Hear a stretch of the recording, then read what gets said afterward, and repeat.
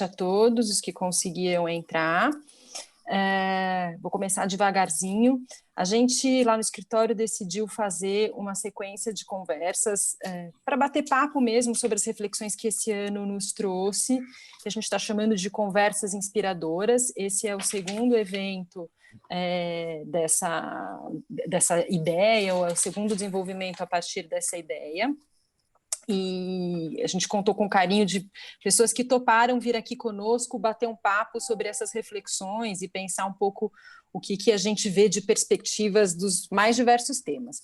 E o tema de hoje é o futuro das relações de trabalho, e a gente está aqui hoje com a Vanessa Ribeiro, minha sócia lá em Gusmão Bruni, com o André Rapoport, que é diretor de RH da Danone. O André fez mestrado em Recursos Humanos pela Universidade Católica de Louvain, em Bruxelas, pela Fundação Getúlio Vargas, e ele possui certificação em coaching pela Columbia University de Nova York. A gente também está, então, estamos super honrados de te receber, André, obrigada pelo teu tempo e por abrir uma janela aí para bater um papo com a gente. E a gente está aqui também hoje com o Eduardo Migliano, que a gente lá no escritório conhece há algum tempo também. Ele é cofundador da 99 Jobs, ele foi eleito pela revista Época como um dos 19 jovens do Brasil com menos de 30 anos, que está mudando a forma de como a gente pensa. Então, espero que ele também nos ajude nessa transformação hoje. Ele é mestrando em Inteligência das Tecnologias e Design Digital pela PUC, e o Edu e o André também já se conheciam, assim como a gente conhecia cada um deles isoladamente, então a gente está aqui num ambiente bastante informal, e é assim que a gente pretende movimentar um pouco essa conversa. Então, bem-vindos todos que estão aqui conosco nos assistindo. Alguns avisos. A gente vai ler em paralelo as perguntas que venham a ser formuladas pelo chat, e aí a gente vai selecionar essas perguntas para, ao final, trazê-las para os nossos debatedores hoje. Então, fiquem à vontade para formular perguntas. E aí, vou passar a palavra para a Vanessa, que vai começar o nosso esquenta aqui com a primeira pergunta para o André. Perfeito. Obrigada, Letícia. Obrigada a todos aí que conseguiram entrar, né, e poder participar desse evento conosco. Obrigada mais uma vez, Eduardo e André, por aceitarem o convite e poderem dispor desse tempo com a gente para fazer algumas reflexões aí sobre os desafios. E acho que a primeira questão que eu lançaria para vocês é justamente sobre a pandemia e o trabalho remoto, né, que dominou os assuntos dos últimos meses, certamente dominará, né, as manchetes daqui para frente. Então, a minha pergunta é relacionada a quais são os impactos, né, da pandemia e do trabalho remoto para as relações de trabalho, sobretudo quando a gente está olhando para questões de produtividade, cultura e fortalecimento da cultura de uma determinada instituição, e também o bem-estar, que já era um reclamo, enfim, um pedido muito grande, né, de todos os empregados aí nas mais diversas instituições. Talvez se o André puder comentar e depois o Edu complementa. Legal, bom, obrigado pela pergunta, Vanessa, boa noite, obrigado pelo convite da Letícia, da Vanessa, do Dr. Gusmão, para mim é um prazer reencontrar o Du, que já fizemos alguns trabalhos juntos entre 99 e a Danone, então bem legal estar aqui. A Letícia acho que já falou, a gente está à disposição para as perguntas que vocês quiserem fazer, espero que a gente tenha tempo para responder todas elas, mas se eventualmente ficar alguma quicando, a gente depois tem como entrar em contato e para manter essa conversa viva, porque certamente são temas super interessantes. Então, vamos lá. A gente viveu uma transição super interessante, parece que faz anos já, mas fazem alguns meses, acho que foi tem sido um período extremamente intenso, né? Então, a Danone é uma empresa que está há 50 anos no Brasil, tem algumas fábricas, tem uma força de vendas que está presente nos supermercados, promotores. Então, como uma empresa de alimentos, a gente não podia parar a operação. Essa não era sequer uma opção para nós, para que não houvesse um desabastecimento do mercado. Então, um compromisso importante da empresa com seus consumidores, são alimentos perecíveis, em sua maior parte do portfólio. Então, a gente tinha que manter a operação funcionando. Então, as fábricas seguiram com uma série de mudanças de protocolos de segurança e tudo mais, o mesmo com o pessoal do supermercado, mas a grande transformação foi no escritório. A gente tem 1.000 pessoas que trabalham ali na Avenida Paulista, aproximadamente, são 1.000 pessoas. E a gente passou de um cenário em que 100% das pessoas trabalhavam todos os dias, 8 horas por dia, de segunda a sexta, com algumas iniciativas de home office e tal, um pouco tímidas, mas fundamentalmente as pessoas estavam todas lá todo dia, com uma cultura relacional super forte. Então, que as pessoas são muito próximas. A Danone, em que pese tem uma série de processos e tudo mais, mas é muito mais uma empresa de criação coletiva, em que as pessoas adoram trabalhar lá porque recebem, como a gente fala, uma página em branco. Então, a interação entre as pessoas sempre foi muito rica. E o nosso paradigma era de que, para isso funcionar, para que a gente mantivesse a produtividade, os projetos rolando e tudo mais, a gente precisasse estar lá, fisicamente, todos os dias, como eu falei. E a gente teve que fazer uma transição radical para, de 100% das pessoas no escritório, a gente passou a ter 100% das 1.000 pessoas trabalhando de casa. E o que aconteceu com a produtividade da empresa? Nada. A empresa continuou funcionando perfeitamente bem, a gente não deixou de vender um produto, de atender a um consumidor, a um cliente, pelo fato das pessoas estarem trabalhando de casa. E aí a gente começou a viver um pouco um deslumbramento desse modelo de trabalho, e assim, nossa, a gente pode trabalhar de casa e nada acontece e está tudo certo. E assim veio março, mas em abril a gente vai estar de volta, né? Todo mundo pensava isso. Em abril, a gente falava, não, mas em maio a gente está de volta, e a gente está quase em novembro e a gente ainda não voltou. Então, o que a gente tem de maneira formal na Danone é que, a partir de 31 de agosto, o escritório abriu para retorno voluntário, só para os funcionários que quisessem e pudessem ir. Então, a gente começa a caminhar para um modelo que a gente imagina vai ser um modelo que vai ficar mesmo depois de vacina ou da chegada de algum tipo de medicamento, que é o modelo híbrido. A gente entende que a gente não volta mais a funcionar da maneira como funcionava antes, com todo mundo trabalhando todos os dias no escritório, mas a gente também não vai funcionar com todo mundo trabalhando 100% de casa. E aí, algumas reflexões de prós e contras, né? Então, fiz essa introdução para chegar um pouco nas reflexões que a gente tem feito, e aí eu vou falar algumas coisas e aí deixo espaço também para o Du complementar. Primeiro, de pró desse modelo e do modelo, e por que a gente manter, pelo menos de forma híbrida, a possibilidade de que as pessoas sigam trabalhando de casa, pelo menos alguns dias por semana. Qualidade de vida é o mais óbvio. As pessoas gastam muito menos tempo de locomoção, as pessoas podem trabalhar de qualquer lugar. Pode trabalhar da casa em São Paulo, pode trabalhar do sítio, pode trabalhar da casa dos pais, pode, enfim, o escritório da pessoa é o laptop e o celular. O processo de comunicação ficou muito mais democrático. A partir do momento em que as pessoas deixam de necessariamente terem que estar presencialmente nos lugares, a gente deixa de ter restrição de espaço físico, por exemplo, então a informação fluiu paradoxalmente, de uma maneira muito mais livre dentro da organização. As pessoas passaram a ter mais acesso a resultados, a informações estratégicas, grupos de trabalho começaram a se formar, que antes tinham mais restrições, até pelo fato das pessoas necessariamente terem que estar fisicamente juntos. E aí, em relação a esses grupos de trabalho, então a gente passou a ter projetos com pessoas de várias operações diferentes da Danone no mundo, trabalhando num projeto para o Brasil. Então tem gente do Brasil também trabalhando em projetos específicos da área de recursos humanos, por exemplo, na França, ou na Espanha, ou em Portugal, enfim. Então a fluidez de informação e de caminhos de carreira, de participação de projetos e de temas e de assuntos ficou muito maior, além do que eu falei de qualidade de vida. Os pontos de atenção. E aí o porquê que eu acho que, no longo prazo, o modelo puro de trabalho remoto traz alguns riscos. Primeiro, o nível de identificação das pessoas com a empresa fica mais complicado da gente obter, né? Na medida em que a gente vem consumindo, e essa frase não é minha, eu ouvi numa palestra, eu não vou me lembrar de quem, mas ele falou assim, a gente está consumindo capital social. Esses meses todos a gente vem consumindo algo que foi criado por anos de convivência entre as pessoas, anos de conflitos, no bom sentido, entre as pessoas, em que as pessoas puderam se mostrar mais vulneráveis, as intimidades foram criadas nas relações profissionais. Então, as relações ficam mais pragmáticas, mais objetivas, as reuniões são mais rápidas, mas a profundidade da identificação entre as pessoas, das pessoas com a empresa, tenho a impressão, começa a se diluir no tempo.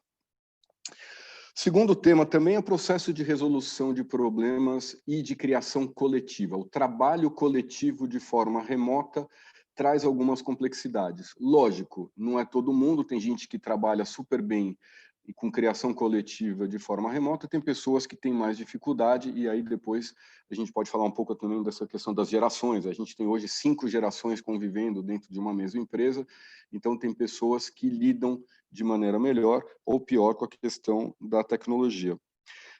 Então, essas são as minhas considerações iniciais, assim, para a gente poder fazer uma reflexão. Então, acho que é isso. Du, o que você colocaria aí? Não, todos os temas, primeiramente, oi, né? Tudo bem? Estou aqui no quarto dos meus filhos, então não reparem o cenário. Meus filhos que ainda nem nasceram, né? Vão nascer, mas já estou aqui tomando um espacinho.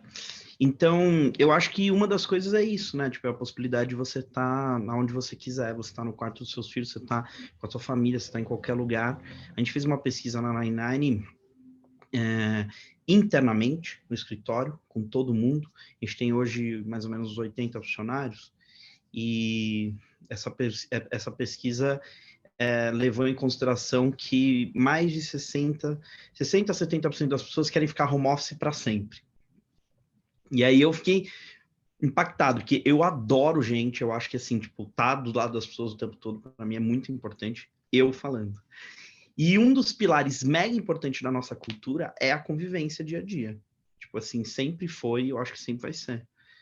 Quer queira ou não, nós somos uma empresa de equipamento, mas a gente vive de base em inovação.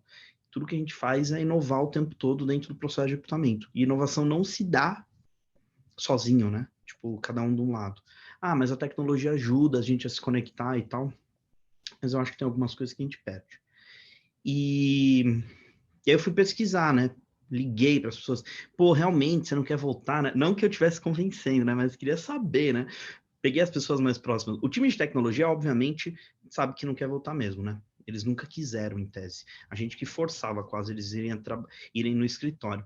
Mas o time, às vezes, de comunicação e tal, a galera falou, não, Du, eu tô conseguindo conviver com a minha família, com a minha vida, muito melhor agora. Só que, sem dúvida, vai ter um momento que eu vou sentir falta e isso vai, tipo, ser o limite, né? Também você ficar em casa o dia inteiro, tem hora que você não aguenta mais conviver com a sua decoração.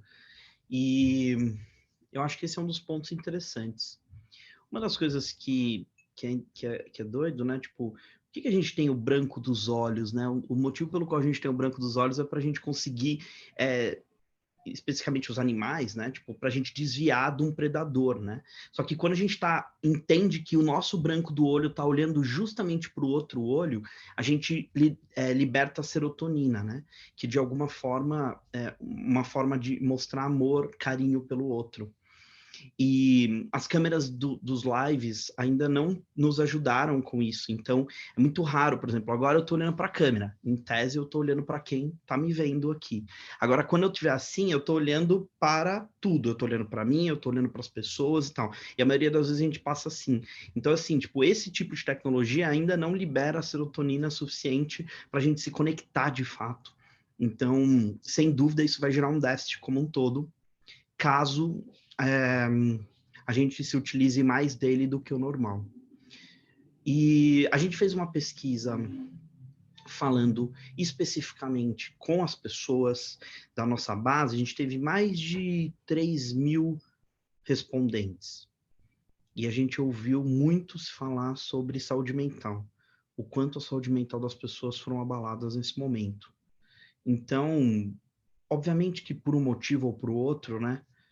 Até tinha aquele dado, que eu nem sei se é tão verdade, que falava que na China o número de separação aumentou muito, porque as pessoas começaram a conviver com as pessoas que elas casaram, né? Muito mais do que o sábado e domingo ou à noite, né? E é um pouco isso, né? Tipo, A saúde mental, obviamente, é mais, vamos assim dizer, abalada, que a gente passa a conviver com pessoas em tese que a gente não convivia tanto. Ou até mesmo conviver com a gente mesmo o tempo todo, né? Acho que é isso. Como opening, assim, acho que é isso. Obrigada, Edu. Obrigada, André. Achei bonita a tua fala. E a gente realmente fica com a vida mais compactada em menos dimensões do que a gente podia vivenciar antes, né? E nas relações de troca, a gente tem menos oportunidade de ensinar e aprender, de ouvir, de ser criticado, de se repensar. Então, também vejo que a longo prazo, acho que estamos todos aprendendo com isso, mas também vejo um longo prazo híbrido. Agora, as medidas é sempre uma questão, acho que o maior aprendizado é sempre uma questão de medida, né? Do quanto de cada uma dessas dimensões do presencial e do remoto a gente vai conseguir dosar e adaptar em cada cultura. E aí, pegando um pouco o gancho que o André mencionou, né, da convivência de mais de uma geração nas empresas, eu já vou mudando um pouco de assunto e saindo um pouco dos desafios desse momento da pandemia para um tema mais amplo, com relação, primeiro uma pergunta para o Edu e depois o André comentar, mas com relação a recrutamento de pessoas, a gente vê que um dos temas mais palpitantes é o tema da diversidade, né? Então, o André pincelou a diversidade de gerações, mas aí a gente pode falar de diversidade de raça, de gênero, de identidade sexual e tantas outras escolhas e parâmetros e dimensões humanas que a gente pode escolher adotar. E aí, pensando, e vocês são uma empresa de recrutamento e seleção que tem uma vivência longa, uma trajetória super bonita de escuta de novas gerações, né? Vocês têm o programa de recrutamento e seleção, vocês também têm um programa de marca empregadora, então vocês ouvem pessoas de gerações e de culturas e de identidades distintas. E aí eu queria te ouvir um pouco, Edu, primeiro para comentar um pouco quais os maiores aprendizados e lições desse processo, né? Como trabalhar com diversidade e integração nas empresas para recrutamento e seleção.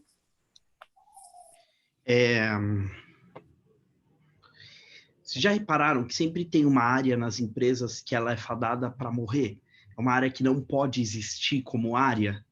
Então, lá depois do milagre econômico, em 1970, as empresas tinham uma área de qualidade muito forte, porque tudo era feito meio que tipo na velocidade, e aí tiveram que em algum momento organizar isso tudo para colocar numa área. Só que a área de qualidade não pode ser responsável pela qualidade, né? Tipo, é uma área que tem que ensinar todas as áreas a tipo olhar mais pela qualidade. Aí mais à frente teve a área de processamento de dados. Hoje qualquer celular processa dados, a área de processamento de dados em tese não precisa mais existir. Aí depois, nos anos 2000, a gente teve a área de sustentabilidade, que tipo teve esse olhar, né? Depois a gente veio para a área de inovação corporativa, né, que está se falando. E agora a gente está indo caminhar para uma nova área, que é a área de diversidade e inclusão, que são áreas que elas não deveriam existir. Tipo, não tem por que existir uma área de sustentabilidade, né? Eu trabalhava num banco, que era o Banco Real na época, que era considerado um dos bancos mais sustentáveis do mundo pelo Financial Times, e tipo, eles dizerem que tipo, eles eram considerados sustentáveis, né? Tinha uma área de sustentabilidade lá com 80 pessoas. Sustentabilidade não podia ficar nessa área, tinha que ficar no banco inteiro. Então, o trabalho da área de sustentabilidade era fazer isso com todos. Eu acho que agora é o momento da área de diversidade fazer isso. A gente já acompanhava isso faz mais ou menos uns 3, 4 anos, quando eu me peguei só recrutando profissionais altamente privilegiados para os nossos processos seletivos. Quando a gente criou a missão da 99, estava longe de fazer isso. E eu olhei e falei, cara, as pessoas que passam de todos os processos são altamente privilegiadas. Tipo, a gente está trabalhando para quem, sabe? Tipo, e aí me pegou assim, tipo, demais, assim. E a gente começou a repensar isso, a gente criou uma série de programas de recrutamento com ações afirmativas, né, para recrutamento um pouco mais diverso e inclusivo. Mas mais do que falar sobre isso, a gente está falando de fato de reparação social, né? Eu acho que o que aconteceu com o Black Lives Matter, tipo, depois do George Floyd nos Estados Unidos, foram duas coisas. Que, tipo, existia uma parcela da população que estava como minorizada há muito tempo em basicamente todos os países, e eles tinham o poder da comunicação, então eles tinham a possibilidade de pegar um vídeo e filmar um policial maltratando um outro amigo dele negro, por exemplo.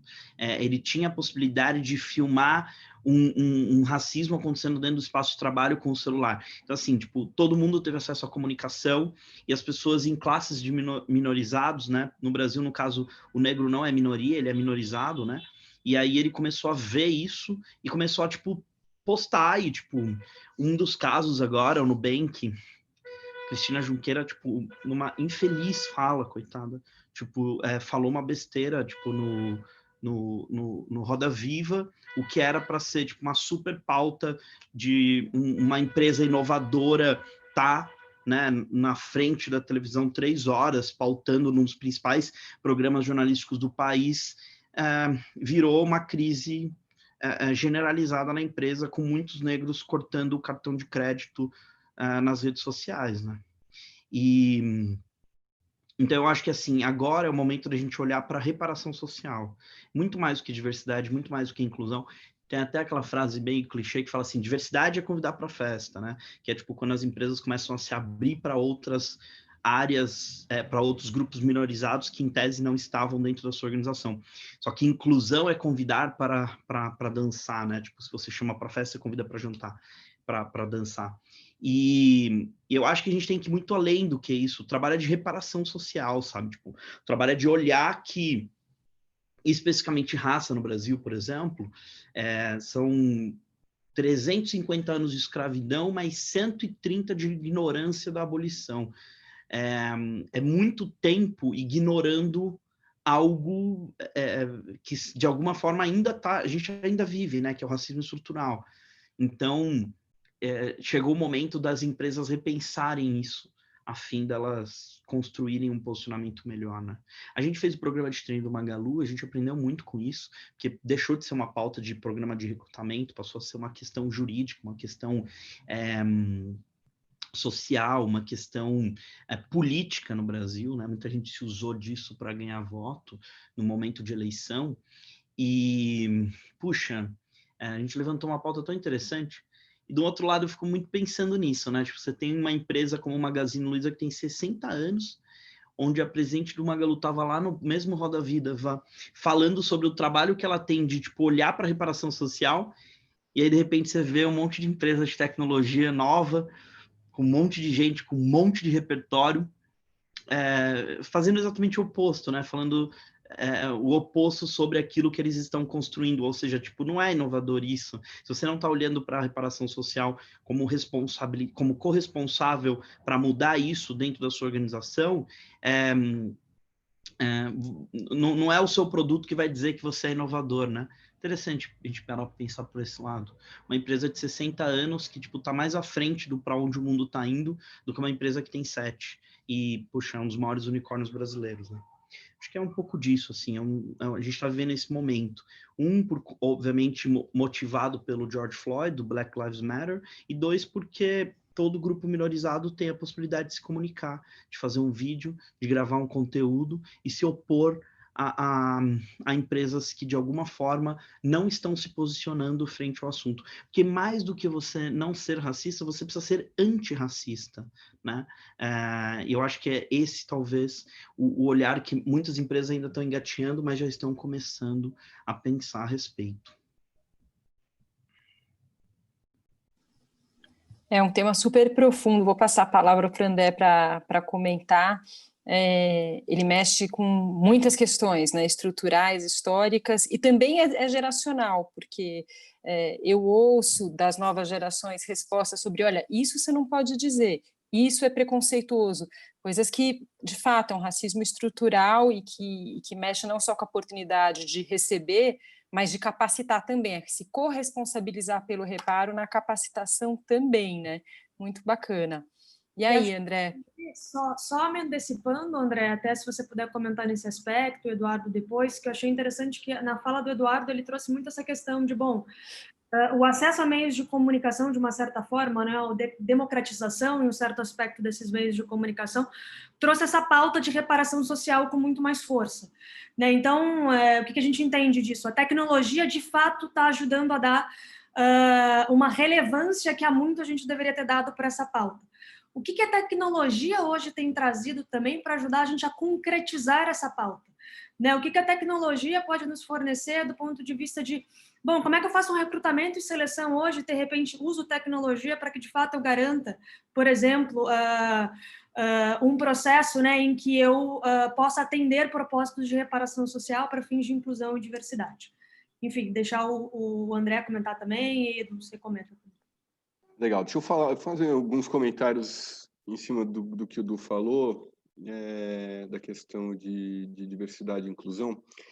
Eu acho que tem uma conexão super grande. Edu falou da área de sustentabilidade. Eu acho que o tema de sustentabilidade e o tema de diversidade e inclusão, na verdade, são faces distintas da mesma coisa. Então, a Danone eu vou falar um pouco da empresa que eu trabalho, em que pese eu ter um nível de identificação muito grande com essa organização. Né? Danone tem o que ela chama de duplo contrato desde a década de 70. Foi a primeira grande empresa na França a ter uma aproximação profunda com o movimento sindical francês, porque ela entendia que o equilíbrio da relação capital-trabalho era fundamental para que a gente tivesse uma sociedade mais saudável, e aí a gente poderia ficar horas falando do que é uma sociedade mais saudável. E esse contrato foi evoluindo, foi caminhando, até que hoje resultou em a Danone globalmente ser a maior empresa B do mundo. B Corp é uma certificação que certifica que a empresa é uma empresa sustentável. E ser uma empresa sustentável sob a ótica ambiental, sob a ótica econômica e sob a ótica social.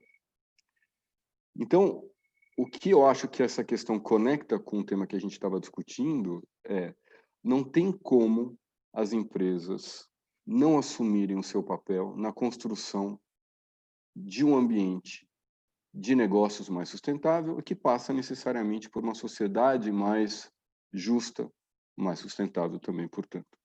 Então, quando a gente fala num país como o Brasil, em que a gente tem disparidades sociais e raciais tão grandes, as empresas, pela própria dinâmica em que a gente se estruturou no nosso processo de desenvolvimento econômico e social, não tem como abdicar do seu papel em, usando de novo a palavra do Du, que eu gosto, a expressão de ter um papel fundamental no processo de justiça social no Brasil. Exatamente. Então, assim, quando a gente fala de um programa de trainee, e que eu já fiz na área de RH, trabalhando com recrutamento e seleção, 20 anos atrás, processos de recrutamento de trainees em que eu tinha 6.500 candidatos, em que eu não fechava 20 vagas. Porque a gente tinha um nível de exigência de alguns aspectos que a gente imaginava e esperava que as pessoas já viessem formadas do mercado. Quando a gente pode pensar, na verdade, em que parte desse processo de formação não virá pronto da sociedade. O Estado, fundamentalmente, não tem condições, e aí pouco importa se ele deveria ou não ser o responsável. O fato é que, de maneira concreta, ele não dá conta de resolver essa questão de formação dos profissionais no Brasil. Então, cabe às empresas, sim, incluírem profissionais e trabalharem na complementação do processo de formação dessas pessoas para que elas possam, de maneira extremamente digna, de fato, se incluírem no mercado de trabalho, como, por exemplo, num programa de trainee. Então, é uma questão de pouco importa se, historicamente, deveria ter sido um papel do Estado, porque o Estado mostrou-se ineficiente em resolver essa questão. Então, se não foi o Estado, cabe à empresa resolver essa questão para que haja e atue num ambiente que seja fundamentalmente sustentável do ponto de vista social. Logicamente que do ponto de vista econômico, por consequência, e do ponto de vista ambiental também. Acho que era esse meu comentário. Eu acho que tem, tipo, um olhar que as empresas, tipo, pelo menos para as novas gerações, elas deixam de ser o motivo pelo qual você vai pagar a sua conta, sabe? Tipo, a empresa nada mais é do que uma plataforma de desenvolvimento para você catalisar as transformações que você quer fazer no mundo, né? Muito mais do que o que você quer ser quando crescer, a pergunta de agora é o que você quer transformar quando crescer, né? Tipo, e a empresa, ela vem como um catalisador desse processo de transformação para as pessoas. Eu acho que é para lá que a gente está mirando. Então, se a gente não entender que o momento de agora, pelo menos do Brasil, é de reparar socialmente, e a sua empresa não tiver um posicionamento frente à reparação social, ela vai perder parte do nível de atratividade pelas pessoas que talvez seriam aqueles candidatos que você olha e fala, nossa, essas pessoas são incríveis, são elas que eu gostaria de ter na minha empresa para construir o futuro da organização. Agora, falando sobre tecnologia, sabe, Van, eu acho que as pessoas... o segredo está muito no modelo mental, sabe? Tipo, no modelo mental do gestor, das pessoas que estão por trás das tecnologias, porque as tecnologias sempre existiram, elas podem, de alguma forma, ajudar ou atrapalhar qualquer tipo de processo, sabe? Se você, por exemplo, usar a tecnologia artificial, só que você já tem vieses de contratação que são discriminatórios, por exemplo, a tecnologia artificial vai aprender em cima disso e vai repetir o seu viés inconsciente mal usado, mal feito, entendeu? Então, assim, esse é um receio. Esses dias eu estava vendo que existe uma tecnologia, eu já conhecia há um tempo, mas agora é uma empresa, que é uma tecnologia onde você consegue dar blur na cara do candidato para não ver que ele é branco ou negro, para não ver que ele é se ele é menina ou menino, e a voz dele vira a voz do Darth Vader, assim, tipo, é um negócio totalmente diferenciado. Então você assiste um vídeo com a pessoa totalmente, né? E aí, de repente, olha só, contratamos uma pessoa e a gente nem sabe quem é, que é o currículo às cegas, né? Isso é ideia de branco, sabe? Tipo, a ideia de branco para continuar recrutando branco, entendeu? Uma coisa é você fazer isso na Suécia, tipo, outra coisa é você fazer isso no Brasil, entendeu? Então, eu sou bem crítico a esse tipo de coisa, porque não tá na tecnologia o segredo. A tecnologia é um meio para a gente fazer. O segredo está no modelo mental pelo qual a gente usa a tecnologia para fazer as coisas. A gente criou chatbot de recrutamento. Todos os chatbots, inclusive um que a gente fez para a Danone, eram com personagens negros. Só isso foi suficiente para a gente criar o primeiro chatbot negro do Brasil. Tipo, uma empresa que nem faz chatbot, uma empresa que recruta. A gente usava chatbot como meio para recrutar. E, de repente, a gente ganhou o chatbot mais inovador do Brasil pela Associação da Tecnologia do não sei o que lá, que deu o chatbot mais inovador do Brasil, e um dos motivos era porque era um personagem negro. E quando a gente colocou isso, o negro para o branco não faz tanta diferença. Para alguns faz, e esses são os racistas, e que bom que eles não continuam nos processos, ou porque criticam, whatever. Mas para os negros faz uma diferença absurda.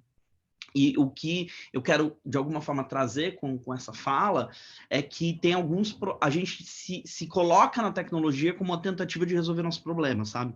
Então, por exemplo, agora tipo, eu vou deixar o processo seletivo às cegas para não ver qual que é meu candidato. Cara, tipo, não interessa. Se o seu gestor tem um viés inconsciente, se você trouxer um candidato que está fora desses viés, que tá fora do que ele imaginava, esse candidato se tornando funcionário, se tornando um colaborador da sua empresa, ele não vai ser desenvolvido, entendeu? Por quê? Porque, obviamente, o viés inconsciente vai continuar. Então, a primeira coisa que precisa ser feita é um trabalho de sensibilização com todos os gestores da empresa, né? A gente já teve vários casos onde a gente chegava, onde as empresas pediam esses profissionais, né? Não, a gente quer ser mais diverso, a gente quer ser mais diverso. Aí chegava no final, o gestor só queria homem engenheiro. Né? Então, assim, tipo, já é um super corte que tava no viés deles, de repente, tipo, a empresa ligava para mim e falava assim, pô, vocês não conseguiram ajudar nessa parte de diversidade e tal. Aí a gente vai olhar e vai falar, por que o gestor tá pensando assim? Hoje a gente, só para vocês terem uma ideia, hoje todos os processos seletivos que a gente faz com esse tipo de viés, todos os gestores são treinados por um time de especialistas da 99 e de uma empresa parceira que nos ajuda no processo de sensibilização. Então, assim, tipo, não dá para fazer mais processo seletivo sem sensibilizar frente à reparação social. Talvez isso reduza o número de empresas que queiram trabalhar com a gente, talvez, mas, tipo, para a gente vai ser muito mais legal, porque a gente, de fato, está fazendo a transformação que a gente, em tese, disse que a gente veio fazer desde o começo, sabe? Mas é meio que isso, assim. Tenho medo Fazer um dessa coisa da comentário tecnologia. talvez uma mudança importante, e aí pouco importa, e aí eu estou contigo em relação a você fazer recrutamento às cegas e tal. Eu acho que nos Estados Unidos isso está cada vez mais frequente, tem questões até legais ali que acabam levando a isso, mas assim, historicamente as empresas recrutam muito em função da história do candidato. A história do candidato acaba sendo preditiva se aquele candidato serve ou não serve para a empresa. Se ele frequentou a melhor escola, se ele frequentou a melhor faculdade, se ele fez não sei quantas viagens para o exterior e se expandiu culturalmente, a quantidade de idiomas que ele fala. Então, assim, se a gente segue recrutando pela história pregressa da pessoa, fundamentalmente não tem recrutamento às cegas que resolva esse grande viés. Se o critério não é desejo e capacidade de aprendizado para o futuro, você não resolve essa questão. Então, para mim, o grande turning point dessa discussão é qual é o critério fundamental que você usa para recrutar. Porque se continuar sendo a história, você pode botar a tela que for, o distorçor de voz que for, que não tem jeito. O cara de origem social menos favorecida, e aí os negros, de forma comum, se encaixam nesse recorte social, não tiveram essa história. No Brasil, né? Não Sim. tiveram essa história. Então, Sim. assim, agora, se você recruta, de novo, olhando qual é o desejo dele e qual é a capacidade dele de aprendizar, de aprender, e a empresa está disposta a cumprir com esse papel que deveria estar, eu acho que aí sim você consegue fazer uma mudança fundamental. São os comentários. Obrigada pelas respostas, tendo, e a gente estava pensando em discutir justamente, a gente estava falando de modelo mental, né, no recrutamento e seleção, e o quanto isso é impactante para permitir o acesso à porta de entrada, mas depois o modelo mental para trabalhar dentro, para capacitar dentro, para transformar, para permitir o desenvolvimento de quem entra, né? E aí, no convívio desses modelos mentais diferentes, quando a gente trabalha com diversidade, seja geracional, seja cultural, de referências, de identidades das mais diversas ordens, como é que a empresa trabalha isso, né? E permite essas interações de modelos e pensar um pouco, né? Como que esses modelos convivem entre si, permitir essa capacitação e o desenvolvimento de todos, justamente pela sinergia dessa diversidade, desses modelos diferentes. Então, sei lá, talvez o André queira começar e depois o Edu comentar. Eu vou falar um pouco, Lê, sobre a questão da singularidade, né? Eu tinha discutido um pouco antes de falar a questão das gerações, mas eu acho que, lógico, tem uma mudança no cenário de perfil dos funcionários dentro das organizações, né? A gente tem uma coexistência de várias gerações. Eu estava estudando um pouco uma pesquisa que é feita anualmente pela Deloitte, uma empresa de consultoria, sobre tendências de capital humano, e aí uma das tendências, são 10 tendências que eles identificam todos os anos e tudo mais, uma delas eles falam assim, from millennials to perennials. Então, assim, tem 5 gerações dentro de uma mesma organização. Não tem só os millennials, que é o que todo mundo fala, ainda tem os baby boomers, tem a geração Y, tem a geração Z que está entrando, e essa questão de geração também é uma nomenclatura que vem fundamentalmente dos Estados Unidos, né? Então, assim, o millennial da classe A e B, o critério de ser millennial é um critério etário, né? Mas o millennial de classe A e B é completamente diferente do millennial de classe D e E. Os interesses, os motivadores, as âncoras de carreira, enfim, são fundamentalmente diferentes, e o mesmo vale para qualquer faixa ou recorte etário que se tem. Mas eu acho que, então, no final do dia, A questão fundamental é como é que a gente olha para cada sujeito dentro da organização como, de fato, um sujeito, como, de fato, alguém que seja singular, que tenha estilos de aprendizado que sejam singulares, que tenham desejos que sejam singulares, que tenham formas de motivação que o sejam. Então, eu vou dar um exemplo bem, e aí sair um pouco dessa discussão mais conceitual, para uma discussão bem concreta. Então, benefícios. As empresas investem um caminhão de dinheiro em dar benefícios. A gente conseguiu depois, porque tem uma questão legal, tributária, trabalhista, super complexa no Brasil, a gente conseguiu implementar benefícios flexíveis. Então, tem gente que não quer mais carro. A empresa gastava milhões por ano dando carro para os seus executivos, a partir de um certo nível hierárquico, e a gente descobriu que 35% dessas pessoas não queriam esses carros, ou sequer queriam carros. Então, eles podem usar esse dinheiro para fazer outras coisas.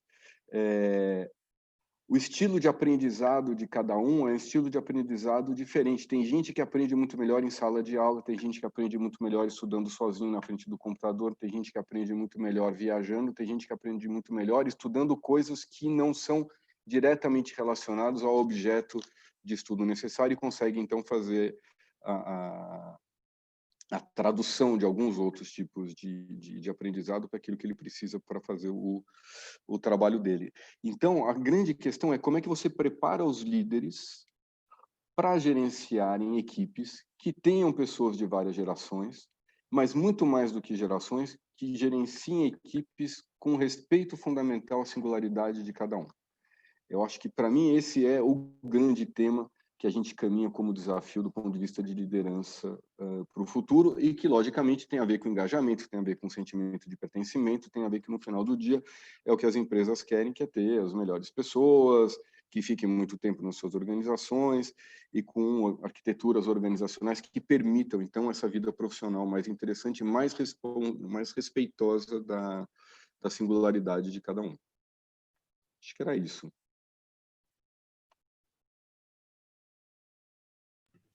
Muito bom, Edu, quer comentar?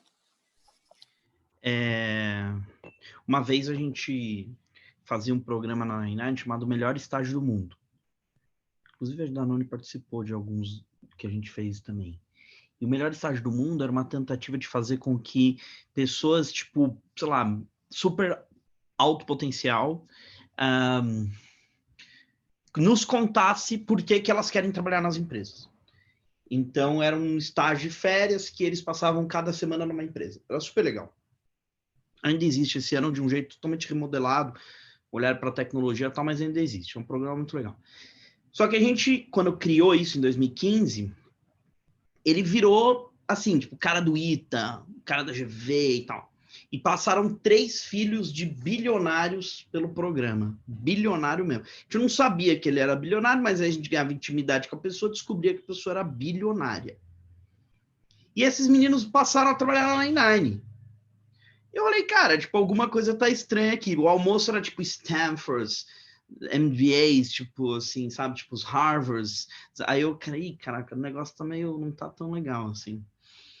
Porque eu, quando trabalhava na área de sustentabilidade do Banco Real, eu entrei numa oportunidade no microcrédito, que eu meio que cavei para ir, e o cara do microcrédito falou, olha, não tem uma vaga para você aqui no escritório, mas tipo, se você quiser ser agente de microcrédito, você pode. Eu falei, nossa, eu quero agora. E eu fui trabalhar, eu fiquei acho que uns 8 meses na favela de Heliópolis vendendo crédito. Tinha acabado de sair da faculdade, meus amigos estavam ganhando R$4.000 e eu ganhava menos do que quando eu era estagiário do banco, entendeu? E eu achei aquilo assim, tipo, uma super oportunidade para mim, eu aprendi demais. E aquilo abriu, assim, é óbvio que eu estava preparado para aquilo por outras experiências, mas aquilo abriu para mim, assim, tipo, uma imensidão de conhecer um Brasil que, obviamente, não estava próximo de mim, mas em todos os níveis, porque eu entrava na casa da pessoa para vender. Não era uma coisa de, tipo, uma vendinha do microcrédito na agência de ali, ó. Não tinha agência, você tem que ir lá bater, igual você está vendendo Natura, igual você está vendendo, sei lá, Jequiti, whatever. E aí eu entrava na casa das pessoas e eu vi muita coisa. Aí eu fui fazer um programa de formação de empreendedorismo social pela Temísia e eu tive a oportunidade de conhecer um moleque e esse moleque veio a entrar na cadeia E aí eu fiz um programa para ex-presidiários da 99, que, no caso, egressos do sistema prisional. Imagina, meu pai foi juiz criminal durante 20 anos, né? E aí, de um lado, eu estava trazendo a galera que ele prendia para dentro, e ainda a gente assinava, né, a carteira, isso era assim, um projeto maravilhoso. E aí, no meio do almoço, passou de ser Stanford para ser Franco da Rocha o assunto. E assim, tipo, qual era o presídio que os caras estavam, histórias assim maravilhosas. E o legal, eu acho que é isso, sabe? Tipo, a gente furar as bolhas corporativas, entender que, tipo, existe um lugar muito maior que isso, sabe? Que tá bem distante do que a gente acha que tá na Faria Lima. Então, esses dias até minha esposa brigou comigo, porque a gente tava falando sobre educação e tal. E eu falei, cara, se meu filho resolver colocar aqueles coletinhos assim, sabe? Tipo, não sei o quê, e trabalhar na Faria Lima, deu muito errado para mim. E aí, tipo, esse foi o sentimento que eu tinha, assim, tipo, falei, cara, tipo, deu muito errado. A gente até recruta algumas empresas para qual as pessoas acabam fazendo isso, mas sabe quando você olha, assim, tipo, você consegue ver tanta gente sendo recrutada na 99 que você consegue ver cada perfil, e aí você entende que, tipo, esses são os perfis das pessoas que... Eu tô julgando, né? Mas, assim, tipo, esses são o perfil das pessoas que, de alguma forma, não estão fazendo a transformação que, de fato, o mundo precisa, sabe? E aí, é um pouco isso, porque são os lugares onde, tipo, tá menos... Essa bolha tá menos quebrada, né? Agora, quando a gente fez o programa de treino do Magalu, olha que interessante. Meu pai me ligou. A gente fez... Eu lancei na sexta, sábado e domingo. Minha mãe... Meus pais ficaram loucos, porque, imagina, tomou Trend Topics 4 dias, né? Tipo assim, todos os grupos WhatsApp falavam disso, tudo, sei o quê, e os grupos dos juízes estavam falando isso, que era a lei, racismo, ia cair o programa. O pai me liga no domingo e fala, Edu, acho que você tem que parar com esse programa. Se você puder sair agora, você saia, entendeu? E aí eu falei, pai, tipo, como assim, né? Não, porque aqui no grupo dos juízes estão falando que não sei o quê, que não sei o quê. Eu falei, ó, primeiro, só estão falando isso porque nesse grupo não tem negro nenhum. Porque se tivesse um negro nesse grupo, né? E, cara, meu pai, a gente enterrou minha avó o ano passado, que ela faleceu com quase 90 anos, sem saber ler e escrever.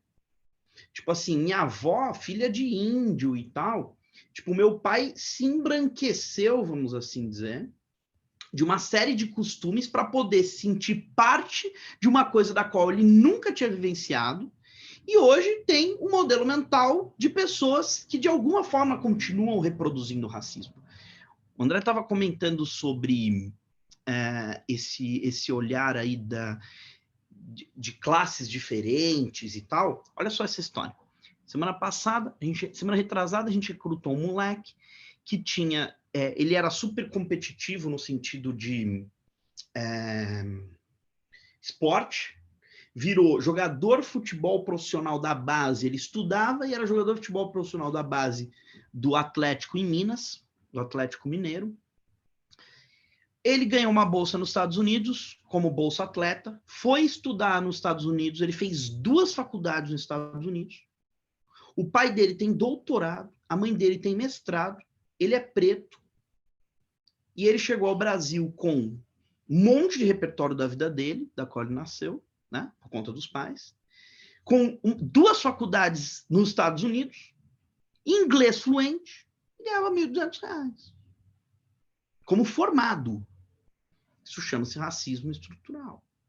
Né? Então, assim, se a gente não fura a bolha do modelo mental de como essas pessoas, de como os líderes das organizações hoje pensam sobre as empresas, a gente vai continuar reproduzindo e tratando muita gente na sociedade como um todo, acho que não é nem no Brasil, na sociedade como um todo, com os vieses daquilo que nos foram ensinados. Então, assim, eu acho que a gente está num momento mais lindo do mundo para dar reboot no sistema, assim, sabe? Para, tipo, deletar grande parte do que a gente... Sabe aquele momento que você apaga as fotinhos do celular para caber mais espaço? Tipo, tem muita coisa para entrar ainda na nossa cabeça organizacional e é o momento da gente apagar muitas dessas fotos para abrir mais espaço para um novo, para onde de fato a gente deveria estar mirando o que é o dia a dia do nosso trabalho, que, ao meu ver, distancia pura e simplesmente dos negócios, mas sim, como o André estava contando no começo, o olhar de B Corp é muito legal. A Inine foi a primeira empresa de RHB do Brasil, a segunda startup, e que é você olhar para o lado social, para o lado ambiental, ao mesmo tempo que você, obviamente, tipo, faz negócio. E muito nessa pegada de você construir um olhar de que a sua empresa é um catalisador das transformações, de que o espaço onde você trabalha é um catalisador das transformações. Perfeito, Edu, perfeito, André. Acho que essa conversa está super interessante. A gente já está começando a caminhar aí para 1 hora de conversa. Queria fazer coro à fala inicial da Letícia também. A gente sabe que tem até pessoas de RH, ou pessoas que estão aí no dia a dia mesmo de gerenciamento de equipes. Convidar vocês a fazerem perguntas aí para que a gente possa endereçar. E já vou antecipando aqui a minha próxima, né? Acho que, André, você comentou, e se eu bem entendi, né, que acho que talvez uma das grandes mudanças agora na relação de emprego está em justamente eu começar a enxergar singularidades, né? E o Edu fez uma referência bastante alusiva aqui, a história da gente furar a bolha, né? Furar uma bolha corporativa. Então, a minha pergunta acho que vai justamente nesse sentido, né? Será que para começar a enxergar essas singularidades, eu preciso, então, furar essa bolha de como a gente organiza o trabalho, como a gente estimula desejo por um trabalho, ou uma capacidade, né, para desenvolver, na verdade, um desejo para desenvolver uma determinada capacidade? Como que vocês enxergam isso, sobretudo pensando agora, né, em futuro de organização e dar esse reset, vamos voltar para o marco zero, como que a gente reestrutura em termos de relações organizacionais? Legal.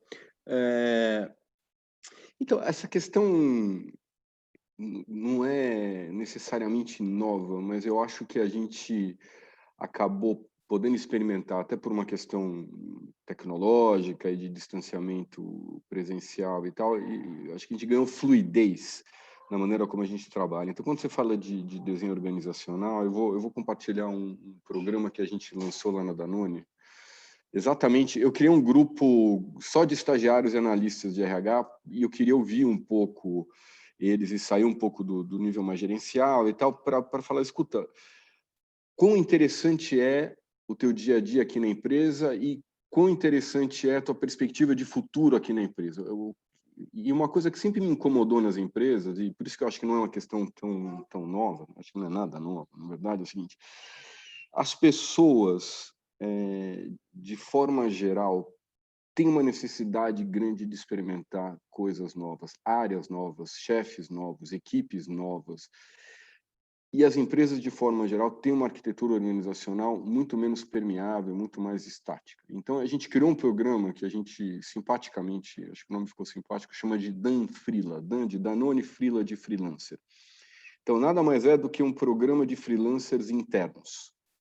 Então, o que acontece é, um gerente de um projeto, tem um projeto, ele se inscreve numa plataforma, que é uma plataforma de comunicação interna, ele descreve esse projeto e ele descreve que recursos de pessoas ele precisa para compor a equipe dele. Ele tem uma equipe que trabalha já com ele normalmente, em finanças, em marketing, onde quer que seja, mas ele precisa de alguém para ajudar nesse projeto e ele descreve esse perfil, as pessoas se inscrevem e aí passam 2, 3, 4 meses trabalhando part-time nesse projeto. Então, com isso, ganha o gestor, o líder, porque passa a contar com uma equipe muito mais diversa, e ganha o cara que se inscreve e deixa de trabalhar todo dia, segunda, sexta, entra mês, entra ano, traz ano. Lá em finanças, ele vai trabalhar no lançamento de produto junto com o grupo de marketing, ou ele vai trabalhar. A gente fez um piloto e o projeto é exatamente de revisão da jornada parental que a gente tem na Danone. Então, na Danone, por exemplo, as mulheres podem levar filhos até 1 ano de idade para viagens de trabalho. Isso veio desse desenho que a gente criou no Dan Freela. exatamente porque a gente pôde ter um olhar de pessoas de fora de RH que aportaram uma série de coisas que possivelmente a gente não traria. Então, a gente consegue ter uma arquitetura, eu estou dando um exemplo, poderia dar vários de coisas que a gente criou, principalmente nesse último ano, de uma fluidez, para usar quase que um clichê que a gente tem usado no mundo de RH, de fluidez organizacional, mas de uma maneira muito simples, com investimento zero, a gente não gastou um tostão para criar esse programa. E assim, para vocês terem ideia, a gente tinha 2 posições para trabalhar num projeto de RH, que foi o nosso piloto, a gente teve 67 inscrições. 67 pessoas de vendas, de marketing, de finanças, etc., quiseram trabalhar nesse projeto junto com a gente. A gente já tem 18 projetos inscritos. Isso a gente consegue fazer a vida das pessoas muito mais interessante, projetos muito mais diversos, com gente dando opinião muito diferente e certamente enriquece bastante o nosso dia a dia. Então, acho que tem que pensar um pouco diferente. Como o Edu falou, acho que isso vale para a nossa reflexão de qual é o papel da organização e qual é o nosso papel enquanto indivíduos nessa sociedade que a gente está inserido, mas acho que vale também a gente fazer um reboot da maneira de trabalhar, porque pode ser muito mais legal. No final do dia, o que a gente quer é que o trabalho seja legal.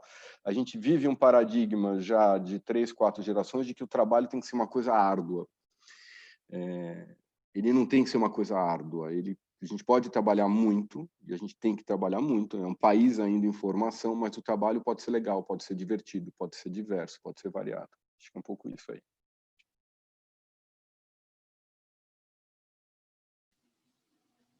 Edu, quer falar desse tema especificamente? A gente está meio que indo para o fechamento, a gente não recebeu muitas perguntas. Nossos debatedores aqui acho que estão encantando o público, está todo mundo assim, ó. Mas poucas, a gente tem bastante gente ainda com a gente, mas não tivemos muitas perguntas. E aí, acho que bate-bola, assim, de fala final, já aqui antecipando o meu agradecimento, é super gostoso o bate-papo. E eu fico aqui, eu sou meio expressiva, fico fazendo assim o tempo todo, porque eu vou concordando também, eu sou uma das encantadas aqui com a conversa. E um pouco para ser meio inspiracional mesmo, um pouco de fala final, já tiveram várias falas inspiracionais nas respostas diversas, mas pensando aí de futuro, talvez em 1 ou 2 palavras de cada um de vocês, sobre as habilidades e competências mais relevantes pensando em futuro e transformação, diante de tudo que a gente falou, de corresponsabilização, de transformação social, de papel de cada um de nós, olhando para essa perspectiva de futuro e transformação, 1 ou 2 habilidades ou competências que cada um de vocês indicaria como as mais relevantes.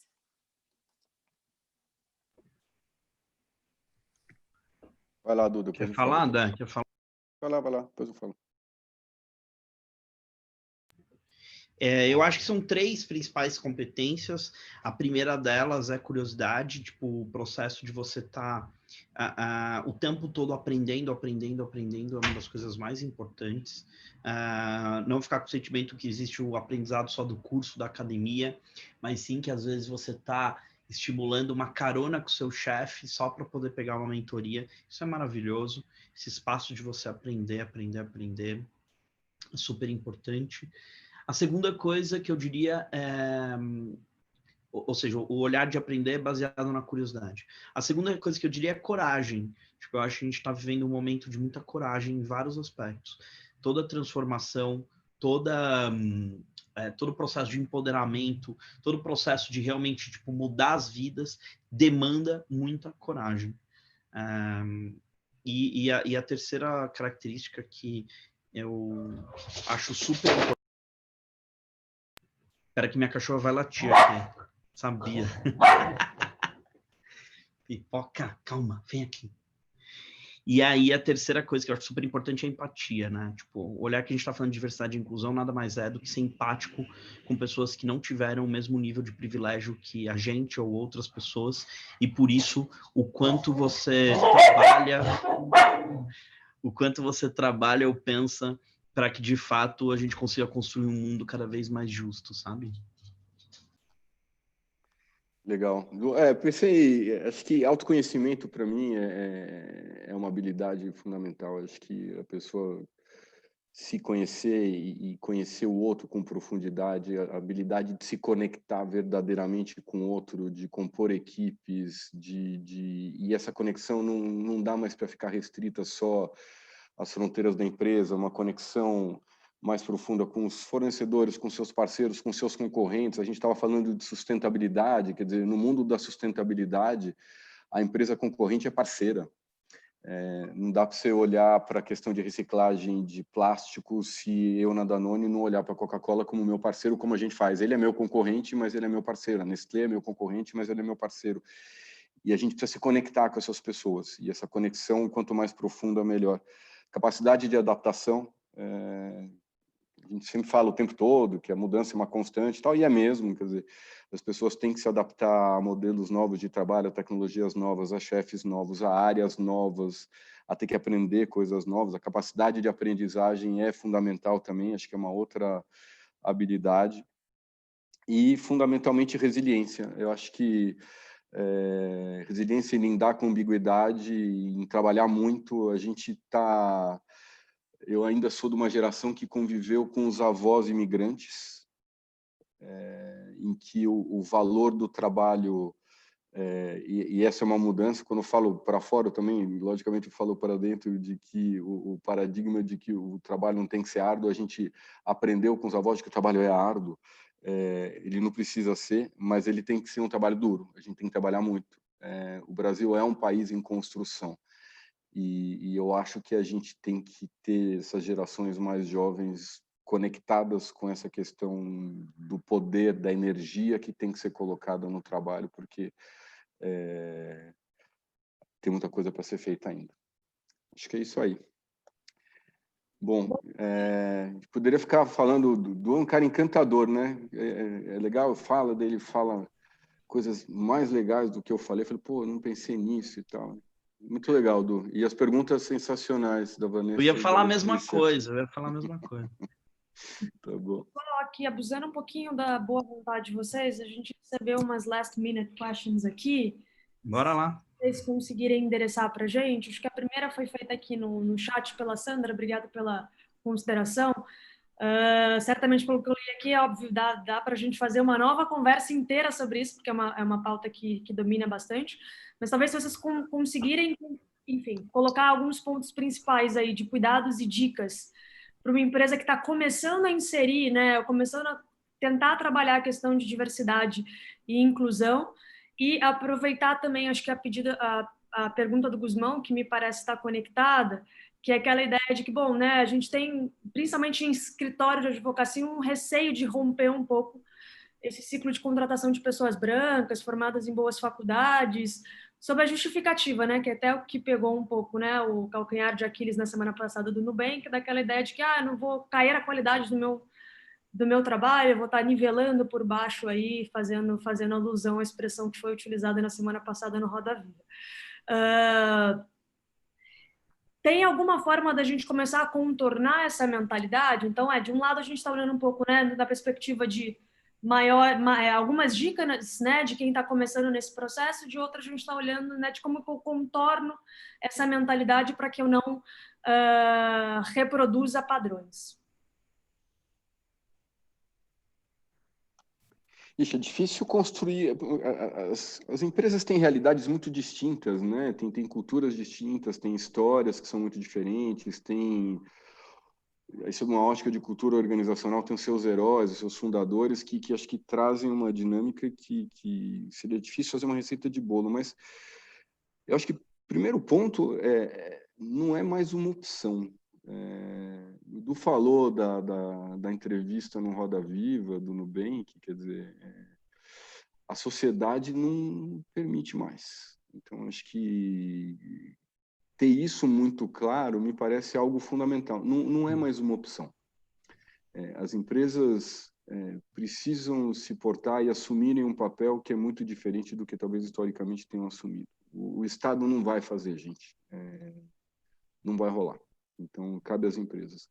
Segunda coisa que me ocorre é fazer um trabalho com a liderança mais sênior da empresa, de conscientização e trazer pessoas de fora para falar e tal. E aí depende muito do perfil de quem é essa liderança sênior e o que os toca de maneira mais profunda, mais verdadeira, mas talvez fazer conversas com esse grupo e, finalmente, e aí sim, eu acho que dar voz para as pessoas da empresa. Eu acho que é um movimento que vem de cima para baixo, mas vem de baixo para cima também. Então, muitas das empresas que acho que tiveram sucesso na implementação dessas iniciativas criaram grupos de representantes das ditas minorias para que passassem a ter voz dentro do processo decisório da empresa. Então, eu acho que tem esse movimento meio de sanfona, de cima para baixo, de baixo para cima, que tende a funcionar bem. Isso que me ocorre. Eu acho que tem milhares de coisas que dá para fazer. Se alguém tiver essa dúvida, inclusive, tipo, a gente tem... eu estou compartilhando algumas coisas do que a gente tem aprendido. Só mandar um e-mail, du@99jobs.com, super fácil. Me manda um e-mail lá que eu consigo mandar para vocês uma lista de coisas que dá para fazer.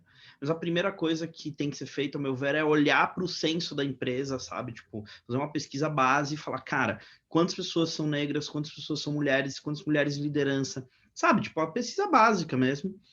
E colocar uma meta. Até 2022 a gente tem que estar em tantos %. Começar a trabalhar para isso acontecer. Isso é assim, tipo, o começo do começo, sabe? Isso tem que vir da liderança da empresa. Não adianta vir de um grupo lá dentro.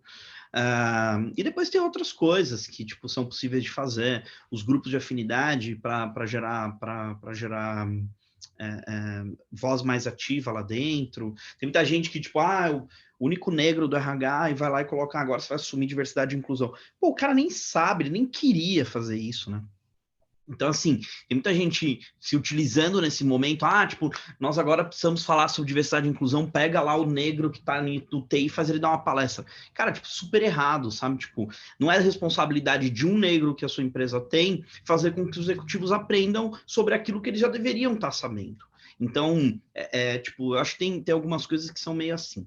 E quando a gente fala isso de, tipo, baixar a régua, em tese, um dia, nas empresas, era muito importante a gente ter todo mundo formado nas faculdades mais tops. Hoje não é mais. Tipo, hoje eu acho que os indicadores das empresas estão muito mais olhando para se a sua empresa, de fato, consegue construir uma plataforma de desenvolvimento para todo mundo, né? Onde todo mundo consiga ser você mesmo dentro do seu espaço de trabalho. E se a pessoa consegue ser ela mesma dentro do seu espaço de trabalho, aí sim é o que é o nivelar por cima, né? Onde todo mundo está sendo ela mesma dentro do espaço de trabalho. O nivelar por cima não está mais na faculdade, tipo, tanta gente que eu conheço incrível que nem fez faculdade, sabe? Tipo, ou fez uma faculdade que às vezes tipo, não é considerada, tipo, primeira linha e tal. Acho que são esses recortes, assim, que são, na verdade, uma tentativa de continuar fazendo com que um grupo de pessoas, como é que eu vou te dizer, que tenham poder, se mantenham no poder, né? Da mesma forma que politicamente a gente faz, isso acontece nas empresas também.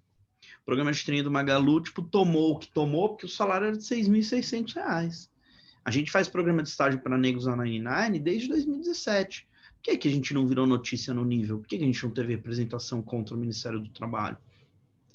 Porque se a gente tivesse criado o primeiro programa de faxineiras negras, ninguém ia falar nada, entendeu? Mas aí começou a falar sobre mexer no status quo, mexer num poder de um projeto que só branco passa, né? A gente fez uma pesquisa com 300 programas de trainee, 99,2 são brancos. Tipo assim, eu não sei por que o Ministério Público não multou essas pessoas. Já deveria ter entrado lá com as fotos aprovadas no LinkedIn. Era a prova clara de que existe racismo, entendeu? Aí vai falar que é o porquê. Porque a gente cortou pela faculdade. Mas qual faculdade? Aquela que só tem branco? Tipo, a gente cortou por inglês. Só tem 3% de pessoas falando inglês no Brasil. Onde você acha que o negro está? Você acha que ele está na aula do CCA? Ainda, se o negro está na aula do CCA, ele é 20, tem 20 pessoas, ele é 1. Você acha que ele levanta a mão quando ele tem uma dúvida? Tipo assim, a sociedade inteira foi construída para minorizar pessoas. É muito louco isso. E quando a gente vai vendo nos processos seletivos, a gente vê o RH é a maior geradora de racismo que existe. É o maior gerador, é a ferramenta de maior gerador de racismo. Porque o que faz com que qualquer classe minorizada, seja uma mulher, seja dentro do espaço de liderança, seja um negro, seja um LGBT, não consiga atingir lugares, é a oportunidade que não é gerada, é a oportunidade que não é dada. E a forma como eles foram feitos, os processos são feitos, as regras são colocadas para que essas pessoas cheguem onde chegam, é simplesmente para favorecer grupos específicos, e ponto, entendeu? Foi esse sempre o jeito que tem que ser feito. Uma vez eu fazia parte da IESEC, que é uma rede de jovens, assim, né? E minha mãe achava que era uma maçonaria de jovem, né? Meu pai achava que era uma seita satânica, né? Tipo, de jovens e tal. E eu adorava, assim, tipo, fazer parte da IESEC. E aí meu pai falou assim, que legal, você quer mudar o mundo, né? Nesse negócio. Eu falei, isso, pai, eu quero mudar o mundo. Ele falou, que legal, você quer mudar o mundo, mas você não consegue tirar nem a meia do meio da sala. E tinha uma meia do meio da sala, eu tinha, sei lá, uns 21 anos. E é meio que isso, sabe? Tipo, eu acho que chegou um momento onde, tipo, estão expondo as meias do meio da sala das empresas e a gente precisa começar internamente a fazer qualquer coisa antes de ir para fora contar que a gente é legal, que a gente é bacana, com ações de marketing totalmente infundáveis, né? Então, a gente precisa fazer o exercício de dentro, né? Então, acho que esse é o primeiro passo. A gente reconhecer que existem meias no meio da sala e tirá-las. Muito bom. Como disse o André, Vanessa, a gente podia ficar aqui mais um tempão. É gostoso ser chacoalhado por novas reflexões, e eu acho, pegando também um pouco um gancho na fala do André, acho que a gente, e do Edu também, a gente não tem mais a opção de não se transformar, né? Porque as transformações acontecem, e se a gente não refletir sobre elas, ou reconhecer as meias no meio da sala, a gente não vai para frente. Então, acho que a conversa de hoje ajudou muito a gente a pensar sobre esses temas todos sensíveis. Eu venho agradecer primeiro todos que estão conosco e que ficaram conosco até agora, agradecer o escritório, a parceria do escritório de topar esse projeto da gente fazer essas conversas inspiradoras, agradecer o André e o Edu pelo tempo e pela presença sincera mesmo, presença de espírito de estar aqui inteiro, cada um de vocês contando aí com toda a sua verdade, assim, suas experiências e suas visões. Então, foi muito legal estar aqui com vocês, muito obrigada a todos, e com isso eu encerro o evento de hoje. A gente provavelmente vai fazer mais uma, a gente ainda está pensando um tema para uma terceira conversa antes do fim do ano, antes de todo mundo já estar preparando aí o Natal remoto, o Natal do distanciamento e da solidariedade, sei lá, na medida que tudo isso for possível. A gente acha que ainda vai fazer mais alguma, a gente volta a entrar em contato com todos, e obrigada, boa noite. Van, não sei se você quer falar alguma coisa. Acho que só agradecer, vários insights super relevantes, né? Acho que para a gente, como escritório, na qualidade de cidadão também, de agente desse processo transformador. Muito obrigado, André. Muito obrigado, Edu, que daqui a pouco vai ser pai também, que seus filhos venham com muita saúde, tudo de melhor sempre, sempre para eles. E agradecer aí todos os nossos participantes que mantenham contato conosco, né? A gente dá a pauta e o dia da próxima conversa em breve também. Obrigado, Lê, também pela magistral condução. Muito obrigado, valeu. Valeu, obrigado, gente. Boa noite. Valeu, brigadão.